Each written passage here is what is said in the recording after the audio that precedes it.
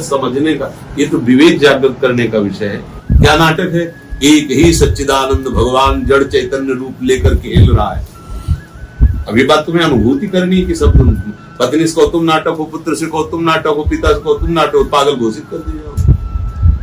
बात समझना, हमको अंदर से देखना है कि ये जो अच्छा बुरा जड़ चैतन्य ये सब दिखाई दे, ये नहीं है, एकमात्र भगवान है, एकमात्र प्रभु है। अब ये अनुभव करना है कि सबको बताना। ऐसा सबसे कहने लोगों तुम भगवान हो, तुम भगवान को, पागल माने जाओ। ये अंदर का विषय है। भजन करो, जिसके साथ जो कर्तव्य उस कर्तव्य का निर्वाह करो और आगे फिर वो जब उदासीन अवस्था आती तो ये अलग अलग सूत्र होते हैं। जब बुखार बहुत हाई लेवल का होता है तो साधारण टेबलेट नहीं दिए जाते। ऐसे जब उसका विवेक हाई लेवल का हो जाता है तो सीधे कहा जाता है सब तज हरिभज छोड़, संसार छोड़।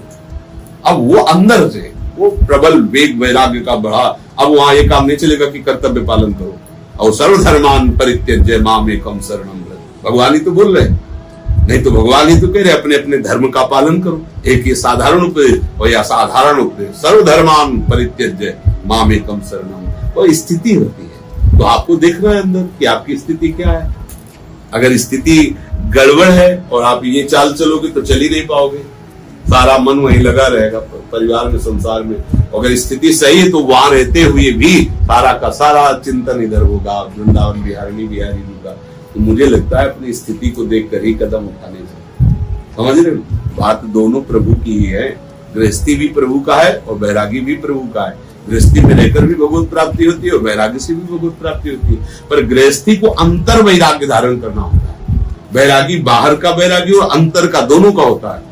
लेकिन गृहस्थी बाहर का रागी दिखाई देगा, परिवार है, घर मकान है, सब संग्रह, लेकिन अंदर से वो केवल प्रभु को अपना मानता है, केवल प्रभु के भजन में। ये बात समझ, ठीक है? आप तो मनन करो, जो सत्संग में सुनो उसको कुछ न कुछ पकड़ो।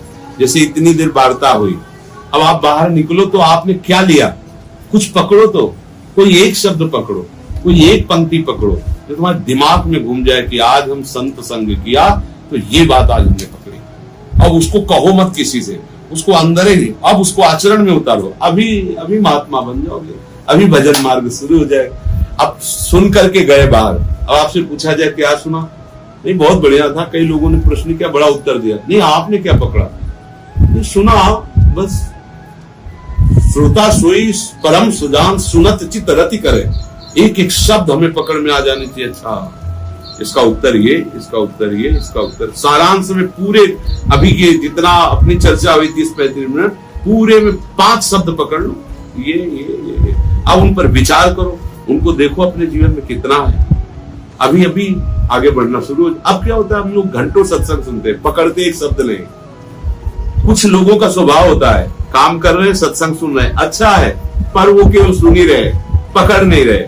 तो कोई खास बात नहीं, कोई खास बात नहीं। उसको पकड़ो, उस पर चलो। हलवा बनाने की पूरी प्रक्रिया आप याद कर लो, दूसरों को सुना दो। क्या आप हलवा का स्वाद चख लोगे? क्या आप हलवा पाने पर जो स्वस्थता आती वो आ जाएगी? क्या पेट भरेगा? क्या तीनों बातें नहीं। ऐसे ही आप प्रवचन सुन लो, प्रवचन सीख लो, प्रवचन सुना लो। क्या आपको भगवदानंद की अनुभूति होगी? नहीं। वेद कहता है नायमात्मा प्रवचनेन लभ्या। चाहे जितना बड़ा प्रवचन कर लो, ऐसा थोड़ी कि तुम आत्मानंद को प्राप्त हो जाओगे। आत्मानंद को प्राप्त हो फिर उसकी चर्चा करो तो बात अलग। तो ना ये प्रवचन से मिलता है, ना प्रवचन सुनने से मिलता है, ना बहुत बुद्धिमान को मिलता है। जिसने इसका वर्ण कर लिया, पकड़ लिया कि वो बात मिल गई और शुरू हो गया, बस वही सत्संग का लाभ ले सकता है। पकड़ो, एक शब्द ही आपका कल्याण कर सकता है। पकड़ो। पूरे सत्संग में क्या पकड़े, बस ये आप देखो आपने क्या पकड़ा। प्रश्नों की तो कभी अंतिम स्थिति आ ही नहीं सकती जब तक अध्यात्म की अंतिम स्थिति नहीं आएगी। प्रश्न तो बने ही रहे, पर कुछ तो पकड़ो। कहीं जाया जाता है, कुछ लिया जाता है। आज के सत्संग में आपने क्या लिया, आप पकड़ो, अपने दिमाग में बैठा लो और उसको आचरण में उतारो, देखो प्रकाश होने लगेगा। पर ऐसा होना कठिन होता है। सब प्रश्न तो बहुत करते हैं, उत्तर भी होते हैं, पर पकड़ कहीं नहीं होती, फिर जैसे कि तैसे रह जाते हैं।